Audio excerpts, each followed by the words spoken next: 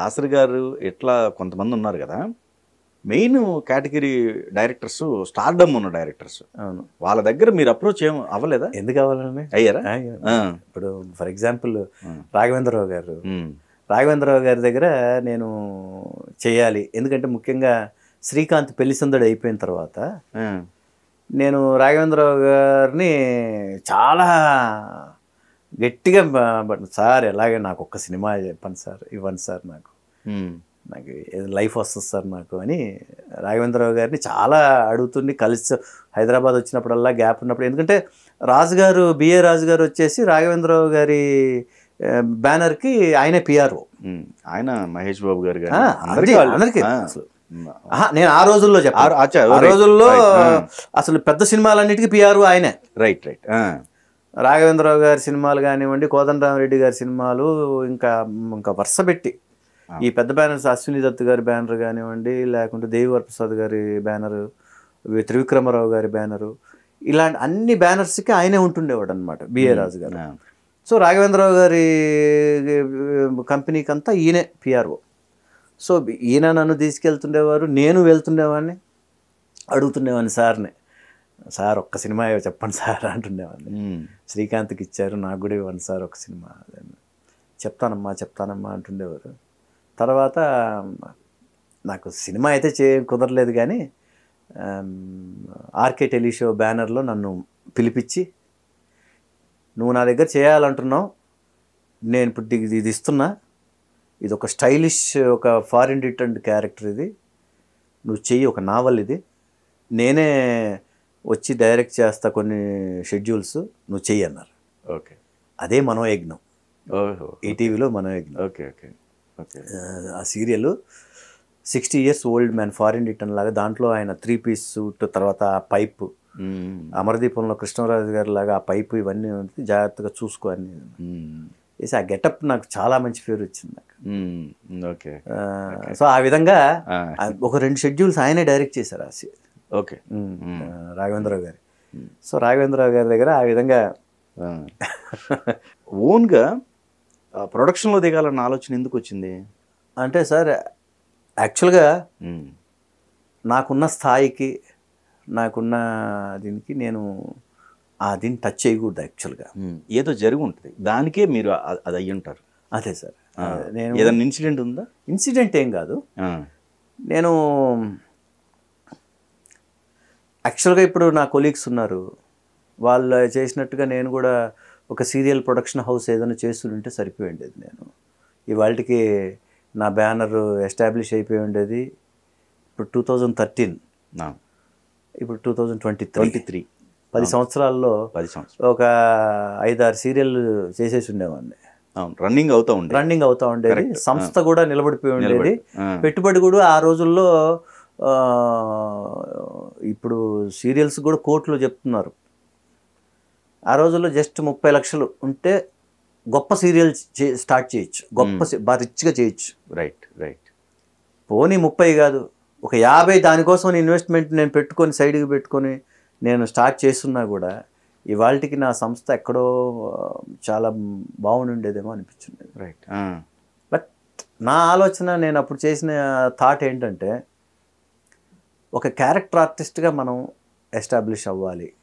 సరే, హీరో అనేది పక్కన పెడదాము, ఎందుకంటే సార్ రియాలిటీగా ఉండాలి ఎప్పుడు కూడా. మనం టైంని ఎక్కువ ఊహల్లో బతకూడదు మనం ఎప్పుడు కూడా. రైట్. టైం వేస్ట్ చేయకూడదు.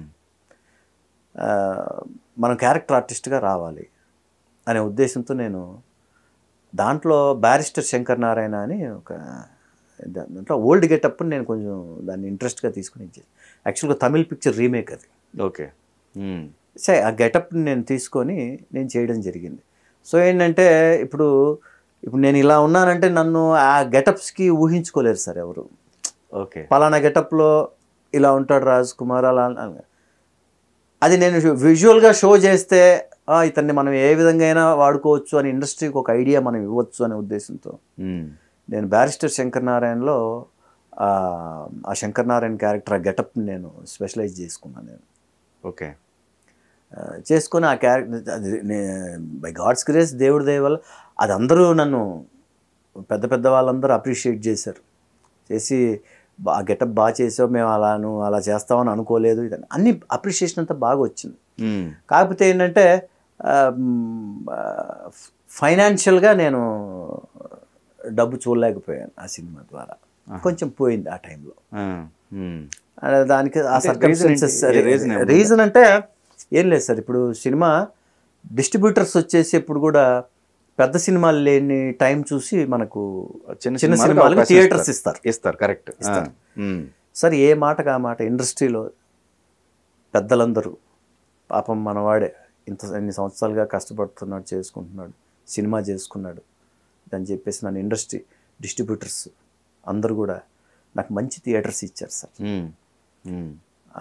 ఆంధ్ర వచ్చి మయూరి ఫిలిం డిస్ట్రిబ్యూటర్స్. ఓకే. నా సినిమా మొత్తం రామోజీ ఫిలిం సిటీలోనే చేశాను నేను. నిజంగా మహానుభావులు, నిజంగా ఈ సందర్భంగా నేను చెప్పుకోవాలి. ప్రతి దాంట్లో డిస్కౌంట్ ఇచ్చి నన్ను వాళ్ళు హెల్ప్ చేశారు. ఫిలిం సిటీలో నేను షూటింగ్ అటెస్ట్ వచ్చి 25 days చేశాను నేను. ఓకే. నన్ను ఒక చిన్న నిర్మాతని ఎలా ఆదుకోవచ్చు, ఎలా సపోర్ట్ చేయొచ్చు అనేది ఆ టైంలో వాళ్ళు నాకు నిజంగా అంత హెల్ప్ చేశారు. ఓకే. ఓకే. కంప్లీట్ చేసాం, సినిమా బాగా వచ్చింది. వాళ్ళ డిస్ట్రిబ్యూషన్లోనే నాకు మయూరి ఫిలిం డిస్ట్రిబ్యూటర్స్ దీంట్లోనే నాకు మొత్తం ఆంధ్ర సీడెడ్ 2 రిలీజ్ చేశారు. ఇక్కడ అదేవిధంగా కేఎఫ్సి ఎంటర్టైన్మెంట్స్ మన సునీల్ నారంగ్ గారు వారు ఇక్కడ తెలంగాణకి చేశారు. మొత్తం మల్టీప్లెక్స్లో అన్ని థియేటర్స్ బ్రహ్మాండంగా ఇచ్చారు. September 21st, 2013 రిలీజ్ అయింది సినిమా. ఓకే. టాక్ బాగా వస్తూ ఉంది, ఆ పెద్ద క్యారెక్టర్ బాగుందని ఇది వస్తుంది. తర్వాత ఈవెన్ మీడియాలో కూడా మొత్తం పబ్లిసిటీకి ఒక్కదానికే నేను 80 lakhs ఖర్చు పెట్టాను సార్ నేను. ఓకే. ఎందుకంటే మనకి స్టార్డమ్ లేదు మనకి. ఇప్పుడు మనం చిన్న సినిమా ఎప్పుడు నిలబడేది పబ్లిసిటీతోనే సార్. అవును. సో ఆ పబ్లిసిటీయే మనల్ని నిలబెడుతుంది అనే ఒక కాన్సెప్ట్లో, ఒక ఉద్దేశంతో నేను అంత డబ్బు ఖర్చు పెట్టాను, చేశాం. తర్వాత అదే చెప్తున్నాను కదా సార్, మనకు ఎంత ఇది ఉన్నా కూడా ఆవగింజంత అదృష్టం కూడా కలిసి రావాలి. అవును. నేను అది ఖచ్చితంగా అది రావాలి ఇప్పుడు, ఇంపార్టెంట్. సో ఏమైందంటే 2013 September 21 రిలీజ్ చేశాను నా సినిమాని.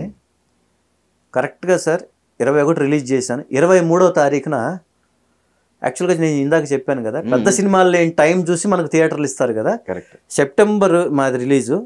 October 12 తర్వాత 2 సినిమాలు రిలీజ్ ఉన్నాయి సార్. ఏది మన వస్తావయ్య రామయ్య ఒకటి, అత్తారింటికి దారేది 2 సినిమాలు. జూనియర్ ఎన్టీఆర్ గారిది, పవన్ కళ్యాణ్ గారిది సినిమాలు.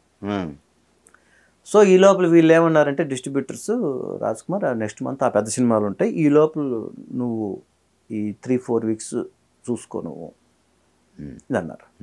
రిలీజ్ చేసాం. రిలీజ్ అయిన తర్వాత కరెక్ట్గా 21 రిలీజ్ చేసాం సార్. 23వ తారీఖున అత్తారింటికి దారేది సినిమా ఎడిటింగ్ రూమ్లో సగం సినిమా ఇంటర్నెట్లోకి వచ్చేసింది, అదే దీంట్లోకి వచ్చేసి లీక్ అయింది. పెద్ద ఇష్యూ అయిపోయింది. యాక్చువల్గా నెక్స్ట్ మంత్ October 12 తర్వాత ఉండాల్సిన సినిమా ఇప్పుడు నేను 21st చేశాను కదా సార్, ఫ్రైడే. నెక్స్ట్ ఫ్రైడేకి ఆ సినిమా పడిపోయింది, 28th వచ్చేసింది. 28th okay. సార్ మీరు ఇంకా స్టార్స్ పిక్చర్లు రిలీజ్ అవుతే మీకు తెలియదు ఏమో, థియేటర్స్ ఆటోమేటిక్గా వెళ్ళిపోతాయి వాళ్ళు. సగానికి సగం పోయి ఉంటాయి మీ. సగమేంటి సార్, నాకు మొత్తం 17 ఎన్నో మిగిలినాయి అంతే థియేటర్లు. టాక్ ఎలా వచ్చింది అప్పటికి? టాక్ బాగుంది సార్, పెద్ద క్యారెక్టర్ బాగుంది, ప్రతి ఒక్కరు మనం బయట కనపడినా కూడా అప్రిషియేట్ చేస్తున్నారు, పబ్లిసిటీ బాగుంది సార్, మీ గెటప్ బాగుంది. మేము మొన్న వెళ్ళి థియేటర్లో చూసాం, ఆ గెటప్ పబ్లిసిటీ చూస్తే థియేటర్కి వెళ్ళి చూసాం, బాగుంది నిజంగా, ఆ గెటప్ చాలా బాగుంది, మీకు మంచి ఫ్యూచర్ ఉంది సార్ అది అన్నట్టుగా అందరు చెప్తున్నారు. హ్యాపీగా ఉంది. మనకి ఎప్పుడైతే మనకు సెకండ్ వీక్ తర్వాత థియేటర్లో సినిమా లేదు, పబ్లిసిటీ ఏమో 3వ వారం 4వ వారం వరకు ఇంకా టీవీలో వస్తుంది, మీడియాలో వస్తుంది, ప్రెస్లో వస్తుంది, ప్రింట్ మీడియాలో వస్తున్నాయి, యాడ్లు అవి ఇవన్నీ వస్తూనే ఉన్నాయి, ఇంకా సినిమా లేదు. ఓకే. ఏం చేస్తాం సార్ ఇంకా అంతే. ఓహో ఇలా జరిగిందా అనుకున్నాం. ఆఫీస్లో సార్, అప్పుడు బంజారా హిల్స్ ఆఫీస్ ఉండేది. ఓకే. మీరు పాత రక్త సంబంధం సినిమాలో ఒక టాప్ యాంగిల్ ఒక షాట్ ఉంటుంది రామారావు గారిది. ఆ చిన్న బిడ్డని ఇలా వేసుకొని ఇలా ఇలా పడుకో ఉంటాడు ఆయన. రైట్. చంద్రుని మించు అందమొలికించు సాంగ్లో ఓకే. ఆ ఫ్యాన్ ఇదవుతా ఉంటాయి రెక్కల టాప్ యాంగిల్ షాట్. అలా పడిపోయాను సార్ నేను. ఇంకా నాకు అర్థం కాల ఏం చేయాలి. అప్పటికే లేవు కదా. లేదు సార్. ఏంటంటే పెట్టిన ప్రతి రూపాయి నా సొంత డబ్బు కాబట్టి ఈరోజు నేను బతికిలా మీ ముందు కూర్చో ఉన్నాను సార్ నేను.